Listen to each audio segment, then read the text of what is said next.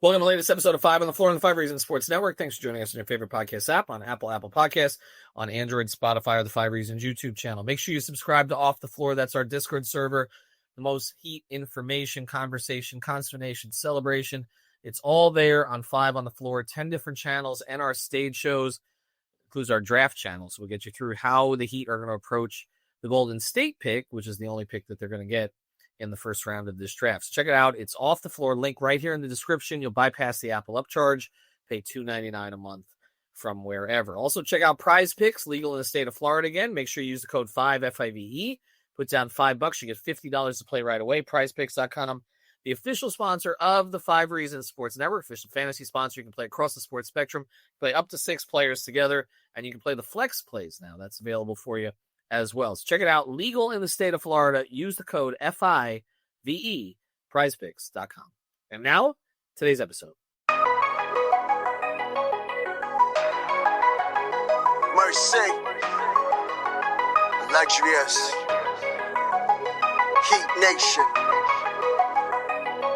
Yeah. Mercy and Lago. Down to Biscayne. Yikes. 5 on the floor, ride for my dogs. Where here's the thing, you can check the score. Hustle hard, couple scars, wearing bubble frogs. Down to Biscayne. Kept the floor playing, got it all band. Y'all seen the block, stop with one hand. And Pat we trust, it's power, have the guts. We're here to bring the heat, y'all can hang it up. Welcome to 5 on the Floor, a daily insider show on the Miami Heat and the NBA, featuring Ethan Skolnick, Greg Sylvander, Alex Toledo, Brady Hawk, and others from the 5 Reasons Sports Network. Also make sure to subscribe to Off the Floor for the most heat anywhere.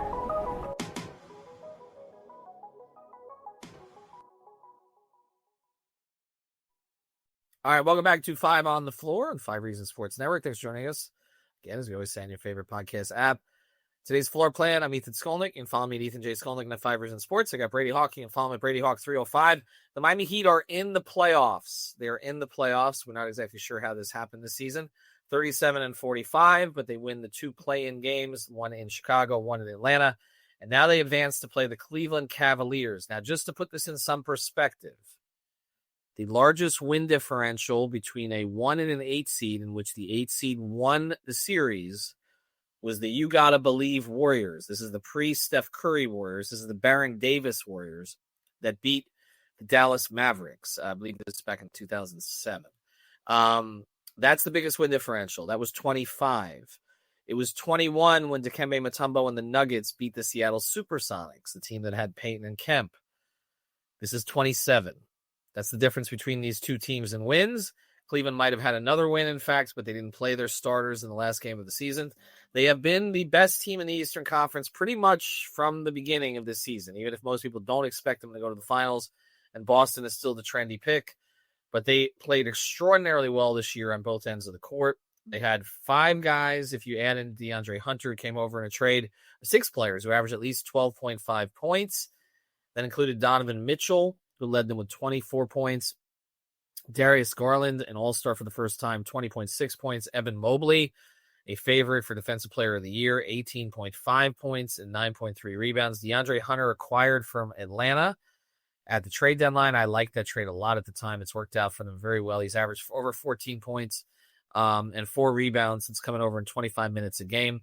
Jared Allen, 13.5 points, 9.7 rebounds. And Ty Jerome, who's been a great find for them, has been a key rotation player this year, 12.5 points, 3.4 assists. He's played all 70 games. And then, of course, Max Strus, who got back in the starting lineup, and he is, we know Max well from his days in Miami, and this year he shot 39% from 3. So he had a good season, and there's an episode to be done here at some point about all the players who have not worked out when they left Miami, and Max is like the rare exception, actually, where he has. But Brady, as we start here, we're going to break down this series from a tactical perspective.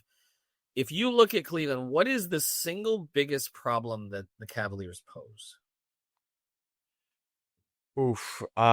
Probably just the size of their team and the versatility of their team. Like there's a lot of teams that have size, but they actually have the ability to switch all over the place with Mobley. They have the ability to play inside out, and they have the 3-point shooters to really execute that style. I mean, Their bench is the difference maker here. I just feel like when you look at the depth piece of what Miami's been able to do, yes, they've gotten great contributions, guys like Haywood and Davion who have to counter the offense from that group, but they just have a lot of scorers to come off that bench. I mean, you're having to deal with DeAndre Hunter and himself, who is a second option. I feel like a few years ago when Miami was facing them in a first round series, and now he's a guy that's coming off the bench as a six man.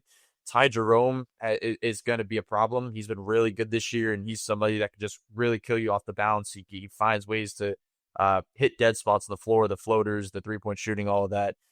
Sam Merrill, I know, plays a little bit. Dean Wade is somebody that could stretch the floor a bit. So, like, they just have really good floor spacing, and they have the size and the attacking and kind of that the perimeter stuff that we know in the backcourt with Donovan Mitchell and Darius Garland. So it's going to be interesting. I think Miami just has to play their game against this group. Like, I just don't think when they play the style of like, okay, we're playing this team, we have to get up this many threes, we have to play into their style. I think that gets them in trouble a lot of time.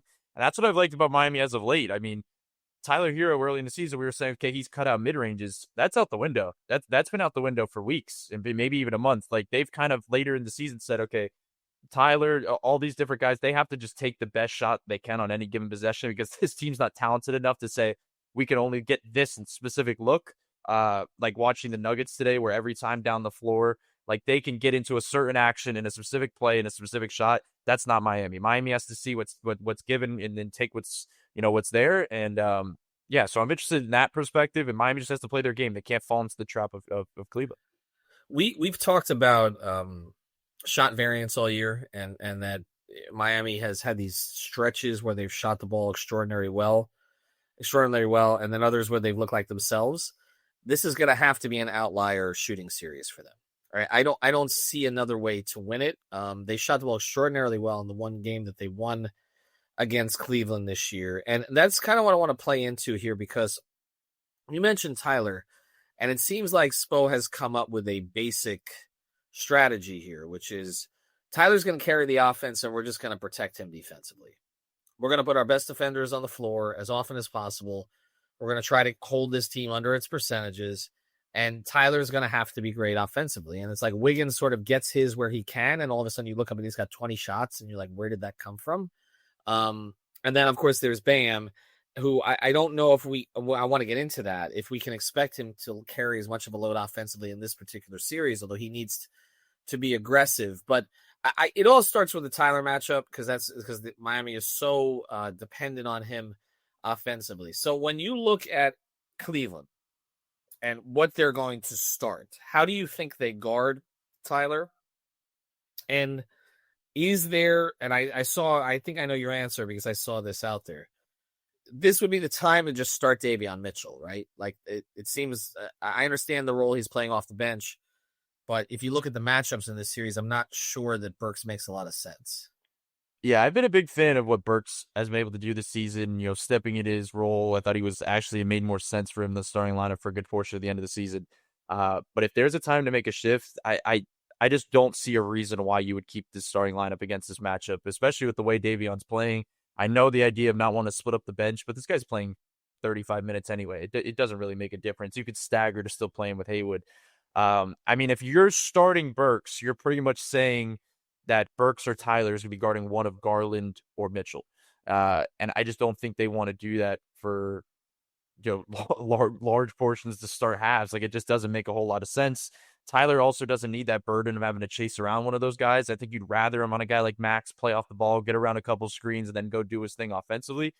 To answer your question about how they're going to guard Tyler, it's actually interesting because this is kind of one of his easier matchups in terms of, like, he can attack the drop and he can kind of get downhill against Jared Allen and find his those weak spots. But they're also, to start games, not going to have like that one, top level defender that's going to get put on Tyler. I mean, that's Mobley, and Mobley's not going to be guarding Tyler Herro. So Tyler's probably going to be guarded by Donovan Mitchell or somebody. He's going to have advantages. He's going to have opportunities to still play his game.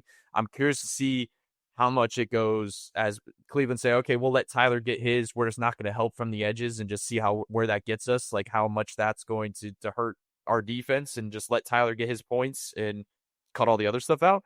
But yeah, I think Davion helps it a ton. Davion takes a lot of pressure off what they want to do defensively. It puts a lot of guys in the right slots. And then we look toward the bench. I mean, You're going to still play Duncan. You're going to play Haywood. They continue to play Kyle Anderson.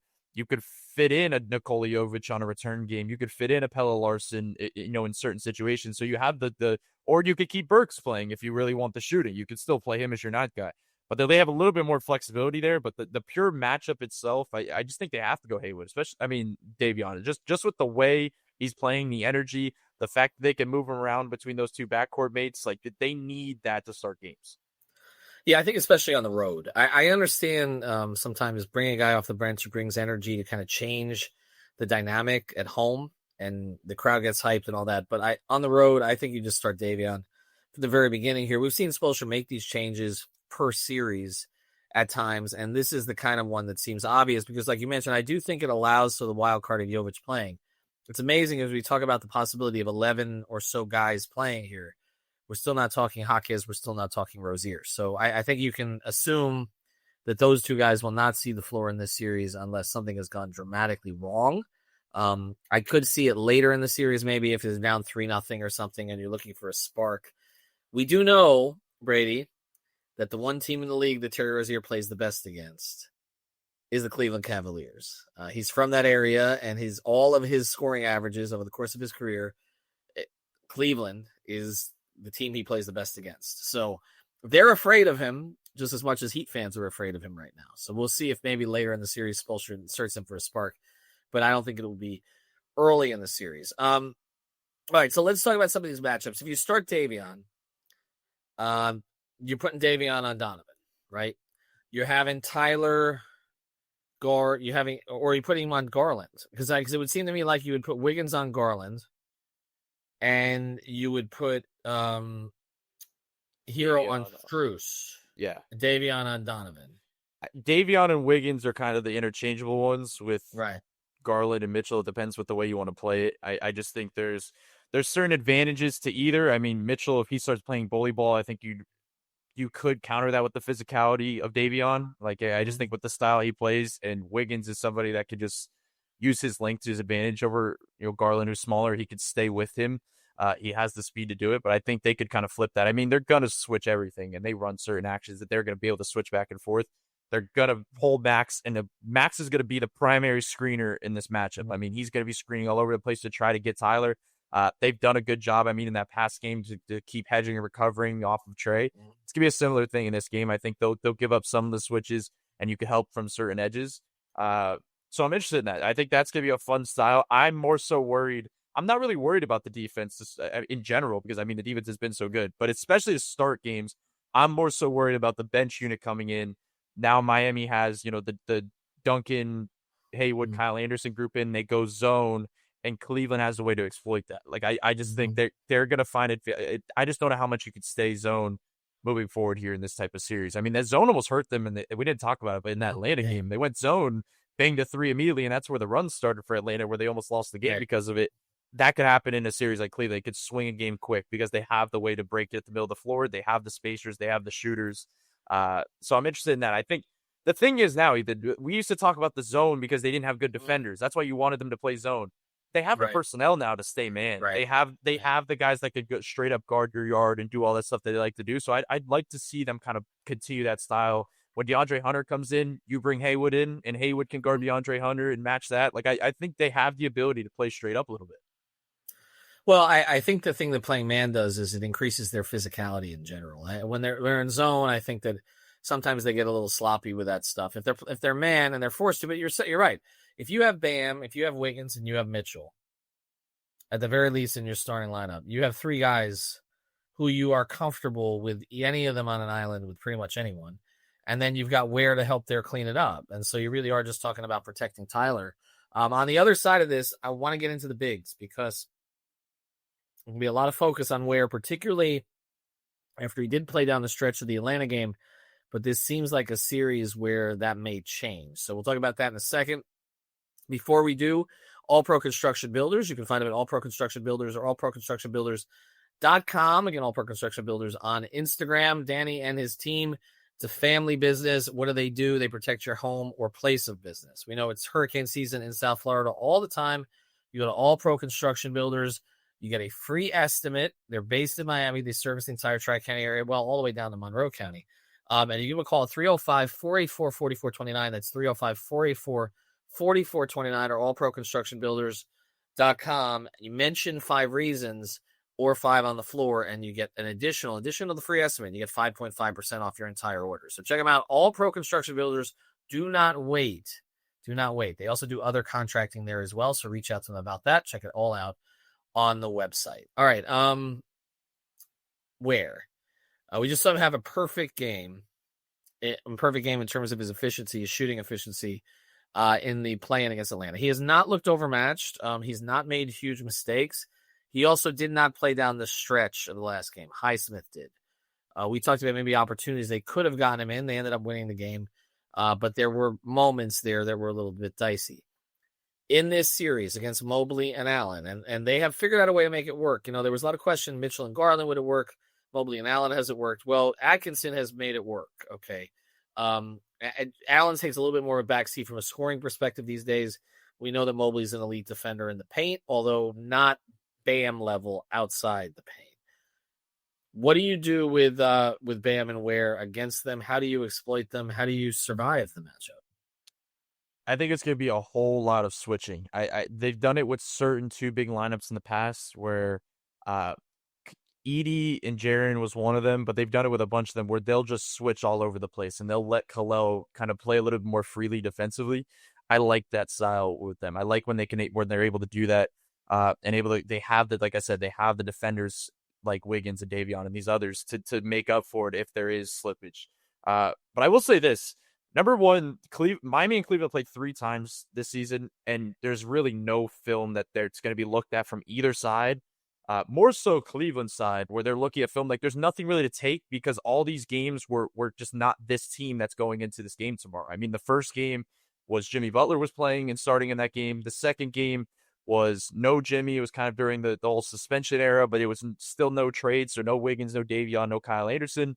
And in the third game, you mentioned Terry Rozier, and Kevin Love were starting in that game. So I don't know how much deep diving film-wise that Cleveland's going to be doing on that game specifically. So what that means is, I mean, there's not really a lot to look into, and Miami can kind of surprise them with certain things that they want to throw out there.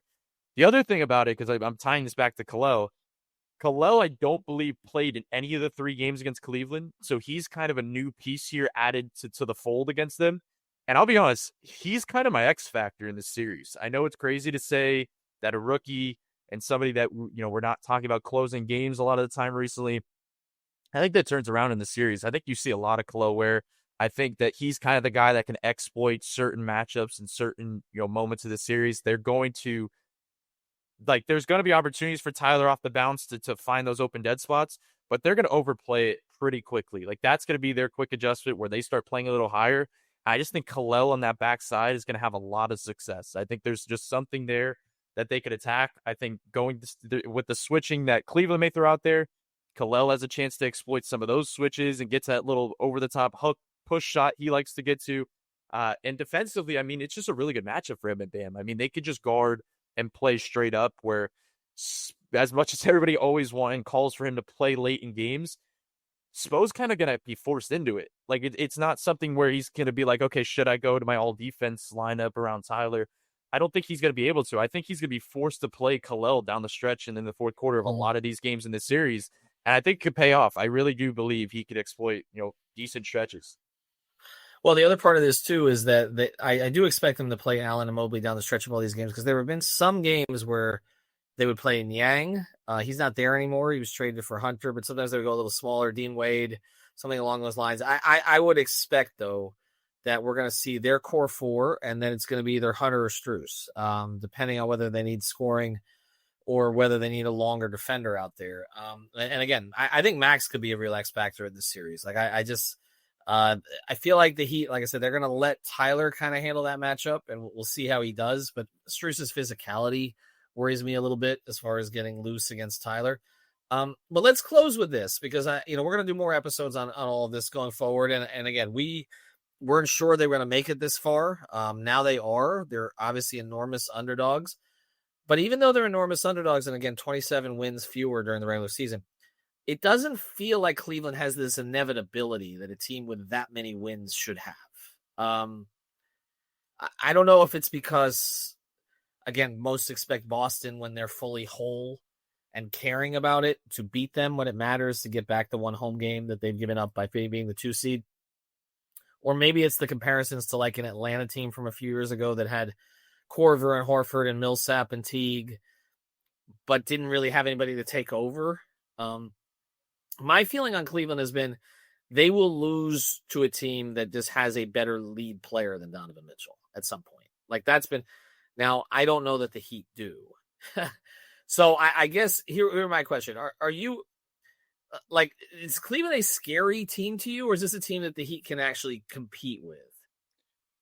I mean, I don't want to get ahead. I mean, they had 2 fun playing games here, and I don't want to get totally ahead of yourself, but scare? No.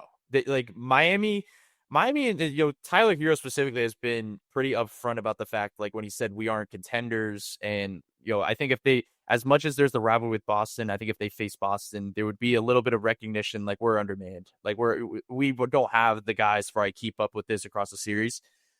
I think they believe they could keep up with Cleveland. I really do. I think the guys in that locker room really believe that Cleveland probably didn't want to see Miami specifically just because of the style that they play, and just the pure competitiveness. I mean, I saw something today where Max was like pointing stuff out in film sessions, like certain style things. Like that stuff is I think there is a little bit of a scare on their side. I think they know they could take care of business, but Miami's not scared of Cleveland at all. Now, they could not be scared and still get swept because they're just less talented. That could still happen. But the scare part of it, I think Miami, that's why this game 1 is interesting. The game 1s are always the most interesting because it's like Miami's rolling. They've been playing really good basketball. They could come out and just kind of smack you out of nowhere out the gate. And Cleveland could kind of be a little bit surprised. The thing is, I think if they're coached the right way, which I do think they are, I don't think they're going to be surprised by Miami coming out the gates hot. Like I think they're going to be pretty prepared and ready. Like Boston last year when they won that game 2, I mean, they were taking them lightly. I mean, Jimmy just got injured. They were just such an undermanned group at that point. It was like, okay, we have this series. This is a little bit of a different scenario. So I'm interested. I'm interested to see what they could do. I'm interested specifically to see who plays. Do you think guys like Nico or Pella or some of these, like, do you think they actually, because I don't feel like in these scenarios, Spo has a history of like forcing these guys back into things too quickly. So I almost have a feeling it's going to be more 8-man rotation of the guys that have been playing in this play-in. But I've been seeing a lot of things floating around there where it's like, well, could they play Nico? I could see Nico because I feel like they've been playing possum with this one a little bit. Like it feels to me like Nico could have played a little sooner. So they probably I'm sure they have a handle on where he is.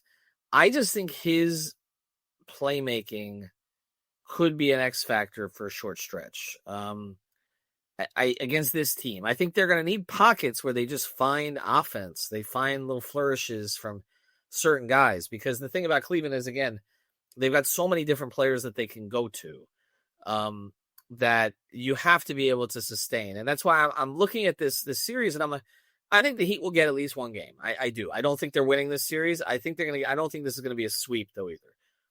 I think game 1 is the really interesting game, like you mentioned, because I think rust matters sometimes in these situations, and there may be a little bit of overconfidence. I know you're saying not to the same degree, maybe Boston with Miami last year where they didn't have Jimmy. This year, everybody's known that they wouldn't have Jimmy. But I think there's respect. Clear as day, Donovan has great respect for Bam. There's going to be respect from that side, but I could see the Heat catching them in a game if they shoot well. I guess my concerns are, we talk about lineup, is that if you don't start Burks, and I agree with not starting Burks, I would just start Mitchell. Duncan needs to play well. Duncan is my X factor in this series, because if he's going to be your designated shooter, if you're not playing Burks, we know that Wiggins is up and down from 3. I don't know how much you're counting on Bam, particularly, but where or Bam to take them. And, again, Haywood has these games where I could see him having a 3 or 4 3-point game against them and then having another one where he's 0 for 3 and doesn't make an offensive impact. Duncan, unless they're going to play Jovic, if they're going to move Burks out of the lineup, Duncan has to play well. Like this Duncan we've seen, which is like 1 out of every 3 games, he looks like himself. That's not going to fly. They need a strong performance from him, because I could see a game where he and Tyler just shoot the lights out and upset them.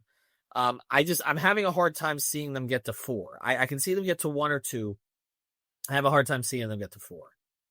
They can defend their way through a game against Chicago and Atlanta, but to your point, they're going to need those bursts offensively from Duncan and their natural specialists and scorers to beat a team of Cleveland's caliber. Like, they just are. Like, I just don't think they're going to be able to, like, grit their way all the way through this series. So to your point, not only do they need Duncan to play well, but they need him, honestly, to play a decent chunk of minutes, because it's kind of been short stints for him as of late. Like, it's like, okay, let's see if we can get something in a short stint.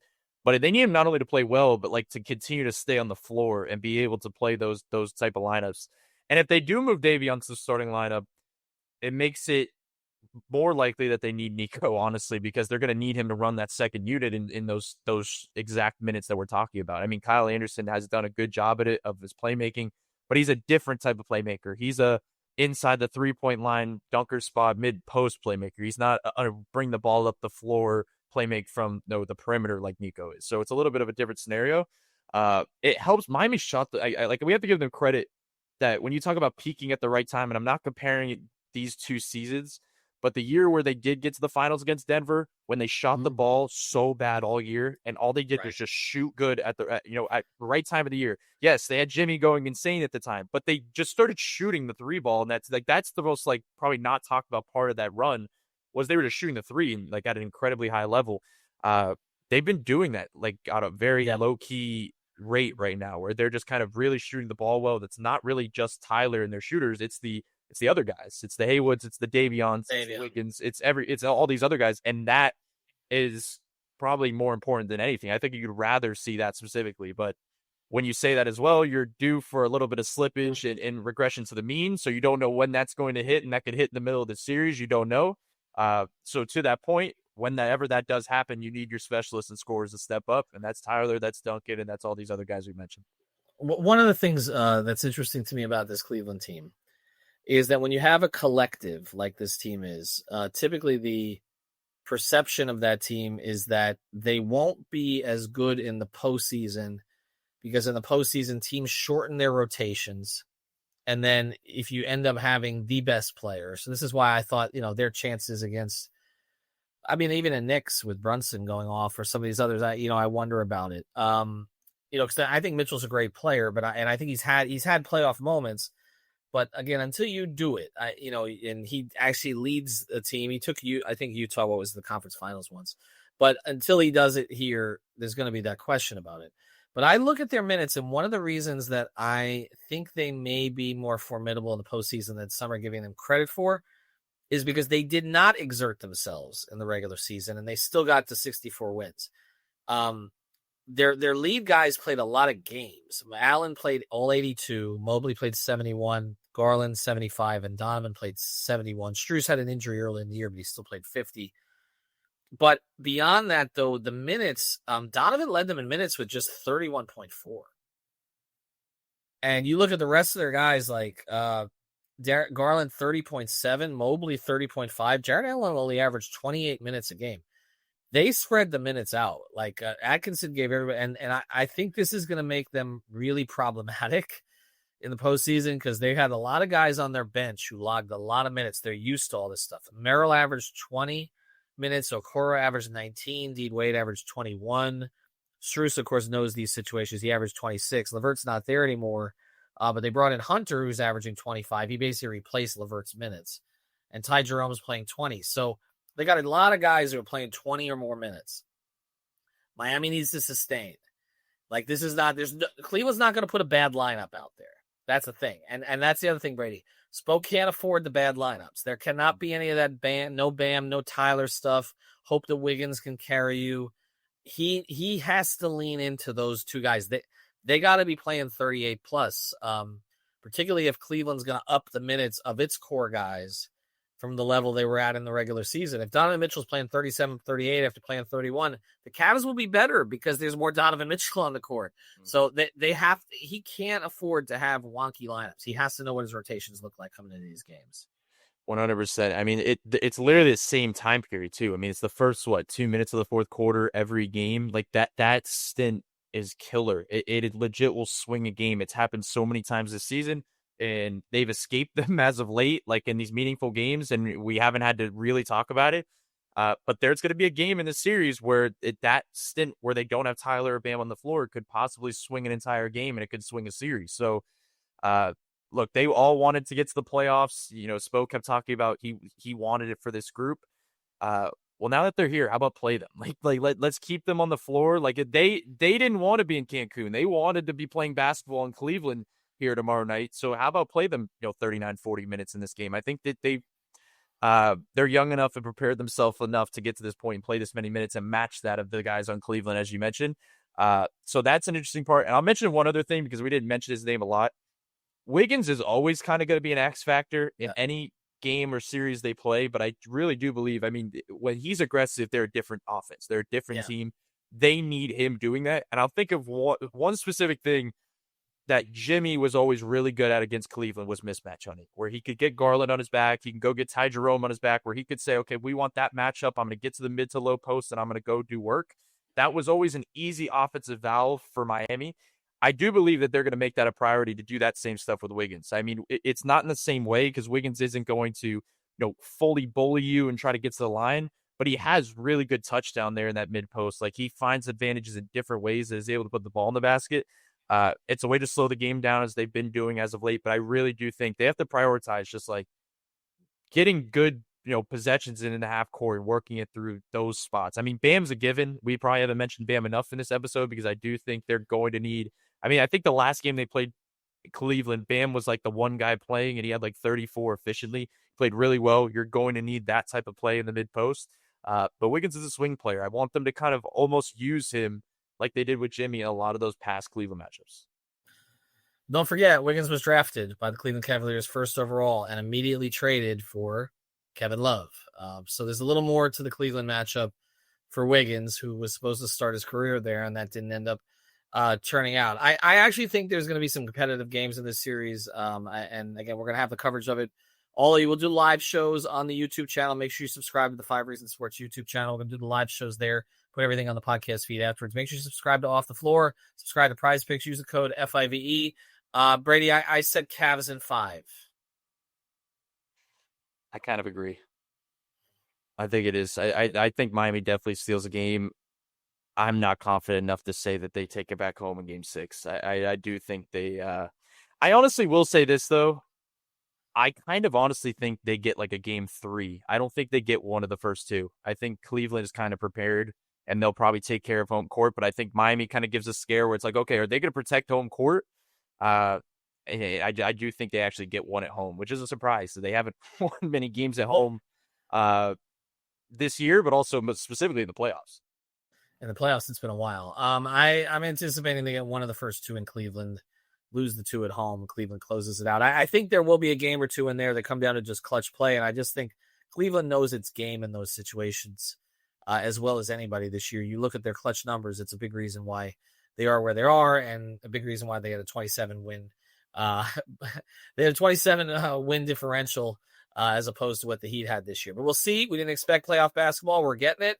We'll have another episode on the draft and kind of where this left the Heat. Adele's going to join me for that. Greg and I are going to do some historical stuff on the Cavs Heat. First time they've ever played in the postseason, but it doesn't feel like that just because there is that rivalry between the 2 teams and 2 franchises that goes back to all the LeBron stuff. So we will revisit that on a separate podcast. Brady, appreciate it. Prize Picks, use the code 5FIVE and allproconstructionbuilders.com.